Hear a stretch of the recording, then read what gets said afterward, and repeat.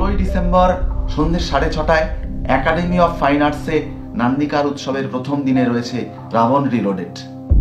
Ravan reloaded Kolkata centre for ক্রিয়েটিভিটির একটা art ল্যাবের থিয়েটার এবং এটাতে 10 জন নির্বাচিত শিল্পী অভিনয় করেন।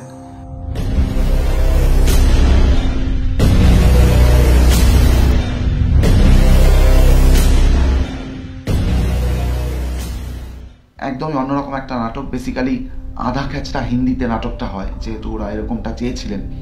এবং কমার্শিয়াল কালচার এবং ট্র্যাডিশনাল কালচারের যে ফিউশন, যে সংঘাত, এইটা নিয়েই থিয়েটারটা।